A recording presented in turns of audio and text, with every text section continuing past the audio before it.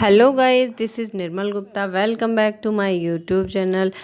Guys, आज हम CTET purpose से 7th क्लास की एनसीईआरटी बेस्ड बुक हिस्ट्री की उसका 8th चैप्टर ईश्वर से अनुराग डिस्कस करेंगे। और friends, it's my humble request कि जो आज फर्स्ट टाइम विजिट कर रहे हैं मेरे चैनल को सब्सक्राइब जरूर करें और बेल आइकन को टच करें, जिससे आने वाले सभी वीडियोस का अलर्ट आपको टाइम टू टाइम मिलता रहे। तो स्टार्ट करते हैं चैप्टर 8 ईश्वर से अनुराग। और जैसा कि आपको पता है कि हम केवल सीटेट के पर्पज से जो इम्पोर्टेंट क्वेश्चन है वही डिस्कस करेंगे और जो इम्पोर्टेंट नहीं होगा वो लाइन स्किप करते चलेंगे। So let's start. ईश्वर से अनुराग। ईश्वर से अनुराग, अनुराग का मतलब होता है भक्ति। भक्ति तो इससे चैप्टर से हमें पता चल रहा है कि इस चैप्टर में लोगों की भक्ति भाव के बारे में बताया गया है। और जैसा कि हमने पहले चैप्टर में पढ़ा था कि जो समाज है वो वर्ण के आधार पर 4 भागों में बटा हुआ था, ब्राह्मण, क्षत्रिय, वैश्य और शूद्र। लेकिन हम इसमें देखेंगे कि जो व्यक्ति हैं वो वर्ण के आधार पर नहीं बल्कि कर्म के आधार पर समाज का विभाजन होगा और जातिगत आधार नहीं होगा। तो देखते हैं इसमें इसकी जो इम्पोर्टेंट लाइन है हम बस वही पढ़ेंगे। देखिए, परमेश्वर का विचार। इसमें लाइन में हम यहाँ इस पैराग्राफ में हम पढ़ेंगे कि यह बात व्यापक रूप से स्वीकार की जाने लगी थी कि सभी जीवधारी अच्छे और बुरे कर्म करते हुए जीवन, मरण और पुनर्जीवन के अनंत चक्रों से गुजरते हैं। मीन्स लोगों का ये विश्वास था कि अगर हम अच्छे कर्म करेंगे तो हमारा पुनर्जन्म नहीं होगा और अगर हम बुरे कर्म करेंगे तो हमारा जीवन मरण का और पुनर्जीवन का जो चक्र है वो कंटिन्यूस लगातार चलता रहेगा। हम अच्छे कर्म करेंगे तो अच्छे ही या तो हमें मोक्ष की प्राप्ति हो जाएगी या हमें किसी अच्छी कर्मों के अनुसार अच्छी कुल जाति में हमारा जन्म होगा। इस प्रकार से यह विचार भी गहरे से बैठ गया था कि सभी व्यक्ति जन्म के समय से भी बराबर नहीं होते हैं और जन्म के समय से सबको बराबर नहीं माना जाने लगा था। तो यह मान्यता है कि सामाजिक विशेषाधिकार किसी उच्च परिवार अथवा ऊंची जाति में पैदा होने के कारण मिलते हैं, कई पांडित्यपूर्ण ग्रंथों का विषय था। इसका मतलब है कि हमने जैसे अभी पहले पढ़ा था कि जो समाज थे वहाँ पर वो ब्राह्मणों के अधिकार, ब्राह्मणों के नियमों के अनुसार चलने वाले लोगों से मिलकर बने हुए समाज थे। तो जो ब्राह्मण थे उन्होंने अपने अधिकारों को थोप दिया था लोगों पर। तो वो पांडित्यपूर्ण उन्होंने जो ग्रंथों का निर्माण किया था, उन ग्रंथों के अनुसार क्या था कि जो विशेष अधिकार हैं वो केवल उच्च परिवार में पैदा होने वाले या ऊंची जाति में पैदा होने वाले व्यक्तियों को ही मिलते हैं। तो लेकिन यही एक टॉपिक मेन था, लेकिन ऐसा नहीं था। वहाँ के लोगों ने इस विचारधारा को धीरे धीरे छोड़ने लगे थे और वो इससे बहुत बेचैन होने लगे। और जहाँ उनको जिस धर्म में सुख और शांति महसूस होने लगी, जहाँ अपना अस्तित्व महसूस होने लगा, उस धर्म की ओर लोग बढ़ने लगे थे। तो देखते हैं, इसलिए वे बुद्ध और जैन के उपदेशों की ओर उन्मुख हुए। लोगों को बुद्ध और जैन के उपदेशों की ओर, ये जातिगत धर्म भेदभाव नहीं दिखाई दिया, तो ये लोग उन धर्मों की ओर बढ़ने लगे थे और जिसके अनुसार व्यक्तिगत प्रयासों से सामाजिक अंतरों को दूर किया जा सकता है और पुनर्जन्म के चक्र से छुटकारा पाया जा सकता है। अब हम आगे चलते हैं। ये हमने इसका बारे में समझ लिया है, तो जो इम्पोर्टेंट टॉपिक है हम वहीं पर डिस्कस करेंगे। यहाँ से मोस्ट इम्पोर्टेंट क्वेश्चन आते हैं सीटेट में जो कि पूछे जाते हैं। दक्षिण भारत में भक्ति का एक नया प्रकार, और वो प्रकार क्या था? देखो, 2 धर्मों में बटा हुआ था, नैनार और अलवार। अब हम किस बारे में पढ़ रहे हैं? दक्षिण भारत की। ये मोस्ट इम्पोर्टेंट क्वेश्चन है, ये कई बार पूछे जा चुके हैं, तो ये बहुत ध्यान से पढ़ना है। 7वीं से 9वीं शताब्दी, पहले हमें याद रखना है कि शताब्दी के बारे में हम पढ़ रहे हैं। 7वीं से 9वीं के बीच कुछ नए धार्मिक आंदोलनों का प्रादुर्भाव हुआ। इन आंदोलनों का नेतृत्व तो नैनार, फ्रेंड्स इस तरह से सीटेट में क्वेश्चन पूछा गया था कि नैनार जो थे वो वैष्णव संत हैं या शैव संत हैं। तो ये हमें ध्यान रखना है कि नैनार शैव संत हैं, ठीक है। और अलवार, अलवार किसे कहा जाता है? वैष्णव संतों को, विष्णु की पूजा करने वालों को अलवार कहा जाता है।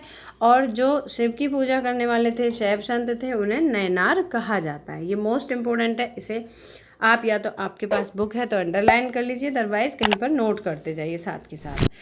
ये संत सभी जातियों के थे। अब इस तरह से भी क्वेश्चन आते हैं कि एक लाइन दी जाती है, उससे रिलेटेड 4 फैक्ट दिए जाते हैं, तो कौन सा फैक्ट सही है ये हमें ध्यान रखना है, इसलिए हम इसे डिटेल में ही पढ़ेंगे। तो ये सभी संत जो थे ये सभी जातियों के थे, जिसमें पुलैया और पनार जैसी अस्पृश्य समझे जाने वाली जातियों के लोग भी शामिल थे। फ्रेंड्स, यहाँ से पुलैया और पनार से भी क्वेश्चन पूछा जा चुका है। पुलैया और पनार कौन थे? ये अस्पृश्य, अछूत समझी जाने वाली जाति के लोग थे। वे बौद्ध और जैनों के कटु आलोचक थे। अब ये भी हमें ध्यान रखना है कि क्या इन्होंने बौद्ध और जैन धर्म को अपनाया था? तो नहीं, ये उनके कटु आलोचक थे और शिव और विष्णु के प्रति सच्चे प्रेम को मुक्ति का मार्ग बताते थे। तो जो पुलैया हैं और पनार हैं, इनके अनुसार क्या था? मुक्ति का मार्ग शिव और विष्णु की पूजा करना, उनके प्रति सच्चा प्रेम करना।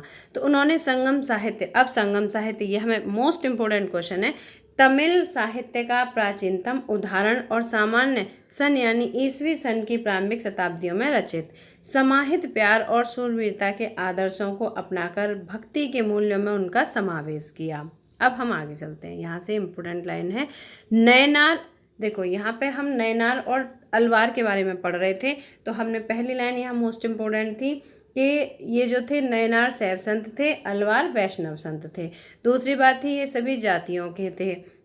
तीसरा, इसमें पुलैया और पनार जैसी अस्पृश्य जाति के लोग भी शामिल थे। अब नैनारों और अलवारों के बारे में एक और टॉपिक है कि नैनार और अलवार घुमक्कड़ साधु संत थे, घूमते रहते थे, एक स्थान पर टिक कर नहीं रहते थे, एक स्थान पर कुछ समय रहे फिर उसके बाद दूसरे स्थान पर, तो ये घुमक्कड़ साधु संत थे और वे जिस किसी स्थान या गाँव में जाते थे वहाँ के स्थानीय देवी देवताओं की प्रशंसा में सुंदर कविताएं रचकर उन्हें संगीतबद्ध कर दिया करते थे। क्या इनका काम क्या था? देवी देवताओं की प्रशंसा करना और उनकी प्रशंसा में सुंदर कविताएं रचना। और जब ये इस तरह की कविताएं रचते थे तो वहाँ के लोग इनसे बहुत ही प्रभावित हो जाते थे। अब हम आगे पढ़ते हैं नैनार और अलवार। ये सीटेट के पर्पज से मोस्ट इम्पोर्टेंट टॉपिक है, आप इसे कहीं नोट करते जाइए साथ के साथ। एक बार इस तरह से क्वेश्चन पूछा जा चुका है कि कुल मिलाकर नैनार कितने थे और अलवार कितने थे? तो देखते हैं हम। कुल मिलाकर 63 नैनार ऐसे थे। पहले तो हमें नैनारों की संख्या याद करनी है 63। जो हमारी सीट ये एनसीईआरटी बेस्ड बुक कहती है, हमें वही सही मानना है कि नैनारों की संख्या कितनी है? 63। जो अब इसमें कौन कौन सी जाति के लोग थे? कुम्हार, अस्पृश्य, कामगार, किसान, शिकारी, सैनिक, ब्राह्मण और मुखिया जैसी अनेक जातियों में पैदा हुए लोग इस नैनार समूह में थे। उनमें सबसे अधिक प्रसिद्ध कौन कौन से थे? इनके नाम हमें याद रखने हैं। अप्पार, सबंदर, सुंदरार और मणिक व सागर। मणिक व सागर ये चारों कौन थे? ये नैनार थे। इनके गीतों के 2 संकलन हैं, ये मोस्ट इम्पोर्टेंट है। संकलन के नाम कौन कौन से हैं? तेवरम और तिरवाचकम। अलवार संत, अब देखो ये हमने अभी तक नैनार के बारे में पढ़ा। नैनार, इसमें हमें याद करने वाली कौन सी बातें हैं? पहली बात ये अस्पृश्य, कामगार, किसान, शिकारी, सैनिक, ब्राह्मण ये सभी जाति के मुखिया थे इसमें। दूसरी बात, सबसे ज़्यादा फेमस नैनार थे अप्पार, सबंदर और सुंदरार और मणिक व सागर। अब इनके जो गीत थे उनके 2 संकलन थे, कौन कौन से थे? तेवरम और तिरुवाचकम। ये दोनों मोस्ट इम्पोर्टेंट हैं। अब हम पढ़ेंगे अलवार। अलवारों के बारे में। तो अलवार संत संख्या में कितने थे? 12 थे। अलवार संत कितने थे? 12 थे। वे भी भिन्न भिन्न प्रकार की पृष्ठभूमि से आए थे। इनमें से सर्वाधिक प्रसिद्ध थे पेरिय अलवार। सबसे ज़्यादा इम्पोर्टेंट कौन से थे? हम अलवार के बारे में पढ़ रहे हैं, तो पेरिय अलवार, उनकी पुत्री अंडाल, तोंडरे डिप्पोडी अलवार और नम्मालवार। उनके गीत दिव्य प्रबंधम में संकलित हैं। ये मोस्ट इम्पोर्टेंट है, किस में संकलित हैं उनके गीत? अलवारों के गीत दिव्य प्रबंधम में संकलित हैं। फ्रेंड्स, बस 1 मिनट के लिए बस स्टार्ट करते हैं। धार्मिक जीवनी संत और जीवनों की लेखें, ये तो सब छोड़ते हैं, आगे चलते हैं। जो इम्पोर्टेंट है हम वही पढ़ेंगे सीटेट के पर्पज से, ठीक है। तो यहाँ से देखते हैं मणिक व सागर की एक रचना। मणिक व सागर की इस तरह से पूछ लिया जाता है कि 2 लाइन दे दी और ये कहाँ से ली गई हैं, तो हमें ये याद रखना है ये मणिक व सागर से ली गई हैं। मेरे हाड मांस के इस घृणित पुतले में तुम आए जैसे यह कोई सोने का मंदिर हो। बस हम 2 लाइन ही याद कर लें तो हमें ये याद रहेगा कि ये कहाँ से ली गई हैं। ये मणिकवा सागर से ली गई हैं। अब हम आगे चलते हैं दर्शन और भक्ति, जो सीटेट पर्पज से मोस्ट इम्पोर्टेंट टॉपिक है, वहाँ चलते हैं। भारत के सर्वाधिक प्रभावशाली दार्शनिकों में एक शंकर का जन्म हुआ। यहाँ से सीटेट में क्वेश्चन ऑलरेडी पूछा जा चुका है। एक शंकर का जन्म 8वीं शताब्दी में केरल प्रदेश में हुआ। शंकर का जन्म कहाँ हुआ? केरल प्रदेश में हुआ। और वे अद्वैतवाद के समर्थक थे। किसके समर्थक थे? अद्वैतवाद के। ये मोस्ट इम्पोर्टेंट है, इसे कहीं नोट करते जाइए साथ के साथ। जिसके अनुसार जीवात्मा और परमात्मा जो परम सत्य है। अब देखिए, जो अद्वैतवाद है, अद्वैतवाद की क्या मान्यता है कि जीवात्मा और परमात्मा परम सत्य है, ये दोनों एक ही हैं, ये दोनों एक ही हैं। और उन्होंने यह शिक्षा भी दी कि ब्रह्मा जो एकमात्र परम सत्य है वह निर्गुण और निराकार है। हम ये किसके अकॉर्डिंग पढ़ रहे हैं? अद्वैतवाद के अनुसार। अद्वैतवाद क्या कहता है कि जीवात्मा और परमात्मा दोनों एक हैं और जो ब्रह्मा है वो परम सत्य है। और ब्रह्मा कैसे हैं? निर्गुण और निराकार हैं। इसका मतलब है कि अद्वैतवाद मूर्ति पूजन का खंडन करता है। ये निर्गुण और निराकार को, ब्रह्म को सत्य मानते हैं। तो शंकर ने हमारे चारों ओर के संसार को मिथ्या या माया माना और संसार का परित्याग करने अर्थात संन्यास लेने और ब्रह्मा की सही प्रकृति को समझने और मोक्ष प्राप्त करने के लिए ज्ञान के मार्ग को अपनाने का उपदेश दिया। फ्रेंड्स, यहाँ पे बस 2-3 टॉपिक लाइन बहुत मोस्ट इम्पोर्टेंट है। सबसे पहली बात, शंकर का जन्म कहाँ हुआ था? केरल प्रदेश में। दूसरी बात, वे 8वीं शताब्दी के थे। फिर वो अद्वैतवाद के समर्थक थे। और अद्वैतवाद क्या कहता है कि जो ब्रह्म हैं वो परम सत्य हैं, ब्रह्मा निर्गुण और निराकार हैं। इसके अलावा कि संन्यास लेने से ही ज्ञान के मार्ग को अपनाया जा सकता है और ज्ञान के मार्ग से ही मोक्ष की प्राप्ति हो सकती है। तो ये हमने अभी तक पढ़ा था शंकर के बारे में और अद्वैतवाद के बारे में। अब हम आगे पढ़ते हैं। रामानुज 11वीं शताब्दी में, देखिए यहाँ से इम्पोर्टेंट लाइन है, रामानुज किस शताब्दी के थे? 11वीं शताब्दी के। फ्रेंड्स, कहीं पर शॉर्ट नोट साथ के साथ बनाते चलिए तो जिससे आपको बाद में रिवीजन करने में प्रॉब्लम नहीं होगी। तो रामानुज किस शताब्दी के थे? 11वीं शताब्दी के। कहाँ पैदा हुए थे? तमिलनाडु में। और वे विष्णु भक्त थे, विष्णु भगवान के भक्त थे। और जो वैष्णव भक्त थे वो कौन थे? अलवार संत थे। तो ये अलवार संतों से बहुत अधिक प्रभावित थे। उनके अनुसार मोक्ष प्राप्त करने का उपाय विष्णु के प्रति अनन्य भक्ति थी। अच्छा, रामानुज के बारे में इंपॉर्टेंट लाइन है। रामानुज विशिष्टाद्वैतवाद के सिद्धांत को प्रतिपादित किया। इन्होंने किस धर्म को प्रतिपादित किया था? विशिष्टाद्वैतवाद। ये मोस्ट इम्पोर्टेंट है, इसे याद रखना है। और विशिष्टाद्वैतवाद क्या कहता है कि आत्मा परमात्मा से जुड़ने के बाद भी अपनी एक अलग सत्ता बनाए रखती है। मीन्स आत्मा और परमात्मा दोनों का अपना अलग अलग अस्तित्व है। और अभी जो हमने पढ़ा था अद्वैतवाद, उसके अनुसार क्या था कि आत्मा और परमात्मा दोनों एक हैं। और जो अलवार संत हैं रामानुज, इनके अनुसार क्या है कि आत्मा चाहे परमात्मा में मिल जाए लेकिन फिर भी अपनी एक अलग सत्ता बनाए रखती है। और रामानुज के सिद्धांत ने भक्ति की नई धारा को बहुत प्रेरित किया था। अब हम आगे पढ़ते हैं। एक और जो मोस्ट इम्पोर्टेंट टॉपिक है, बसवन्ना का वीरशैववाद। ये मोस्ट इम्पोर्टेंट है, इसे नोट करते जाओ साथ साथ। तमिल भक्ति आंदोलन और मंदिर पूजा के बीच क्या संबंध थे, इसमें हम पढ़ेंगे। यहाँ देखिए, ये मोस्ट इम्पोर्टेंट है, इस सीटेट में ऑलरेडी पूछा आ चुका है। वह बसवन्ना और अल्लमा प्रभु, ये दोनों नाम पूछे आ चुके हैं, और अक्क महादेवी जैसे उनके साथियों द्वारा प्रारंभ किए गए वीर शैव आंदोलन में स्पष्टतः दिखाई देती है। इस तरह से क्वेश्चन पूछा गया था कि वीर शैववाद के जो संत थे वो कौन कौन थे। तो हमें 4 नाम दिए गए थे, उनमें से एक नहीं थे तो 3 कौन कौन थे? बसवन्ना, अल्लमा प्रभु और अक्क महादेवी थे। तो ये हमें याद रखना है। यह आंदोलन, अब इसमें क्या था? वीरशैव आंदोलन में, यह आंदोलन 12वीं शताब्दी के मध्य में कर्नाटक में प्रारंभ हुआ। कहाँ प्रारंभ हुआ था? ये कर्नाटक में प्रारंभ हुआ था। और कब? 12वीं शताब्दी में प्रारंभ हुआ था। वीर शैवों ने सभी व्यक्तियों की समानता के पक्ष में जाति और नारी के प्रति व्यवहार के बारे में ब्राह्मणवादी विचारधारा के विरुद्ध अपने प्रबल तर्क प्रस्तुत किए थे। अब हमें ये याद रखना है कि इन्होंने ब्राह्मणवादी विचारधारा का विरोध किया था। और ब्राह्मणवादी विचारधारा का विरोध करने का मतलब है कि सभी तरह के कर्मकांड और मूर्ति पूजा का भी इन्होंने विरोध किया था। तो ये मोस्ट इम्पोर्टेंट है सीटेट के पर्पज से। अब नीचे देखते हैं, यहाँ से ये कुछ खास इम्पोर्टेंट नहीं है। ये इम्पोर्टेंट टॉपिक आया महाराष्ट्र के संत। ये मोस्ट इम्पोर्टेंट है, इसे पढ़ते हैं। महाराष्ट्र के संतों के नाम क्या कौन कौन से हैं, कौन कौन से संत थे जो महाराष्ट्र में पैदा हुए। नामदेव, एकनाथ और तुकाराम जैसे वैष्णव संत कवि भगवान विट्ठल के उपासक थे। ये किसके उपासक थे? भगवान विट्ठल के। और भगवान विट्ठल की आराधना ने वारकारी संप्रदाय को जन्म दिया। कौन सा संप्रदाय था? वारकारी। वारकारी संप्रदाय में किसकी पूजा उपासना की जाती थी? भगवान विट्ठलनाथ की को जन्म दिया, जो पंढरपुर की वार्षिक तीर्थ यात्रा पर जोर देता था। उनकी तीर्थ यात्रा कब होती थी? साल में एक बार, वार्षिक होती थी। विट्ठल संप्रदाय का भक्ति के शक्तिशाली उपादान के रूप में उदय हुआ और लोगों में काफ़ी लोकप्रिय हुआ। तो किसके बारे में पढ़ा अभी हमने? वारकारी संप्रदाय के बारे में।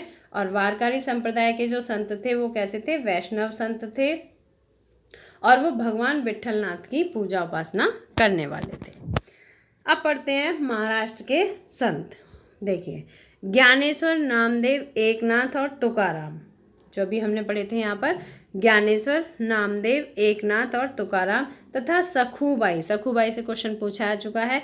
सखूबाई जैसी स्त्रियां तथा चोखा मेठा, यहाँ से भी क्वेश्चन पूछा जा चुका है। चोखा मेठा का परिवार जो अस्पृश्य समझी जाने वाली महार जाति का था। भक्ति की यह क्षेत्रीय परंपरा पंढरपुर में विट्ठल का मतलब होता है विष्णु का ही एक रूप, विट्ठलनाथ मतलब विष्णु भगवान, और जन मन के हृदय में विराजमान व्यक्तिगत देव ईश्वर संबंधी विचारों पर केंद्रित थी। तो यहाँ में सबसे इम्पोर्टेंट टॉपिक क्या है जो सीटेट के पर्पज से इम्पोर्टेंट है कि महाराष्ट्र के संतों के नाम हमें याद रखने हैं। तो पहले थे ज्ञानेश्वर, नामदेव, एकनाथ और तुकाराम, ये तो संत थे। इनके अलावा जो स्त्रियां थीं उन्हें देखते हैं। सखूबाई, ये कौन थे? ये अस्पृश्य समझी जाने वाली, अछूत समझी जाने वाली जातियों के थे। तो सखूबाई और चोखा मेठा का परिवार, ये अस्पृश्य जातियों के लोग थे जो कि संत थे। इन संतों ने सभी प्रकार के कर्मकांडों, पवित्रता के ढोंगों और जन्म के आधार पर सामाजिक अंतरों का विरोध किया। यहाँ तक कि उन्होंने संन्यास के विचार को भी ठुकरा दिया था। ये मोस्ट इम्पोर्टेंट लाइन है। और इन्होंने क्या कहा था? हम संन्यास लेके नहीं भगवान की भक्ति करेंगे, बल्कि इन्होंने कहा था कि अन्य व्यक्तियों की तरह, जैसे समाज के अन्य लोग रहते हैं, इसी तरह से रोजी रोटी कमाते हुए परिवार के साथ रहना, विनम्रतापूर्वक जरूरतमंद साथी व्यक्तियों की सेवा करते हुए जीवन व्यतीत करने को अधिक पसंद किया। और उन्होंने इस बात पर भी बल दिया कि असली भक्ति किस में है? दूसरों के दुखों को बांटने में है। और इस तरह से इन लोगों की जो विचारधारा थी उससे एक नए विचार का उद्भव हुआ। जैसा कि देखिए, यहाँ से सीटेट में पहले पूछा आ चुका है। नरसिंह मेहता की लाइन है ये, और ये कहाँ के रहने वाले हैं? गुजरात के रहने वाले हैं नरसिंह मेहता।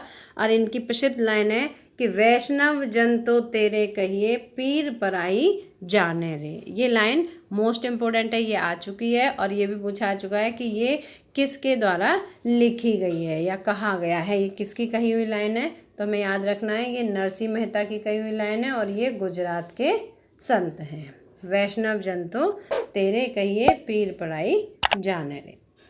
इसका मतलब ये हो गया कि वैष्णव जन मतलब विष्णु भगवान जो तेरे भक्त हैं उनको ही कहा जा सकता है, जो कि दूसरों की पीड़ा को समझ सकते हैं। अब हम आगे चलते हैं। देखिए, तुकाराम का एक अभंग मतलब होता है मराठी गीत। जितने भी शब्दों के अर्थ बताए जाते हैं वो सीटेट में एक एक बार पूछे जा चुके हैं, इसलिए शब्दार्थों को बहुत ध्यान से समझना है। तो अभंग का मतलब होता है मराठी गीत। ठीक है, अब हम आगे चलते हैं। देखिए, नाथपंथी, सिद्ध और योगी। इस काल में अनेक ऐसे धार्मिक समूह उभरे जिन्होंने साधारण तर्क वितर्क का सहारा लेकर रूढ़िवादी धर्म के कर्मकांडों और अन्य बनावटी पहलुओं तथा समाज व्यवस्था की आलोचना भी की थी। उसमें नाथपंथी, देखिए मोस्ट इम्पोर्टेंट है, कौन कौन से हैं, नाथपंथी, सिद्धाचार और योगी जन उल्लेखनीय हैं। इन्होंने क्या किया था, धर्म कांडों की आलोचना की और इन्होंने संसार के परित्याग का समर्थन किया। जो नाथपंथी थे, सिद्धाचार और योगी थे, यहाँ से सीटेट में क्वेश्चन जरूर पूछे जाते हैं।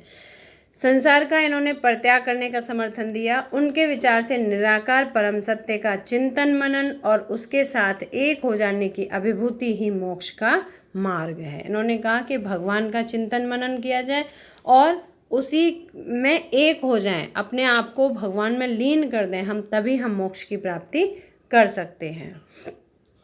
इसमें देखिए ये नाथपंथियों के बारे में जो इम्पोर्टेंट लाइन है वो ये है कि इन्होंने योगासन, प्राणायाम और चिंतन मनन जैसी क्रियाओं के माध्यम से मन एवं शरीर को कठोर प्रशिक्षण देने की आवश्यकता पर बल दिया। तो इस तरह से क्वेश्चन पूछा गया था कि किस धर्म के किस धर्म गुरुओं ने या किस धर्म के सिद्धाचारों ने या उनके जो व्यक्ति थे, किस धर्म के लोगों ने योगासन, प्राणायाम और चिंतन मनन को महत्व दिया था। इस तरह से सीटेट में क्वेश्चन पूछा चुका है। तो हमें याद रखना है कि ये नाथपंथी, सिद्धाचार और योगी लोग थे।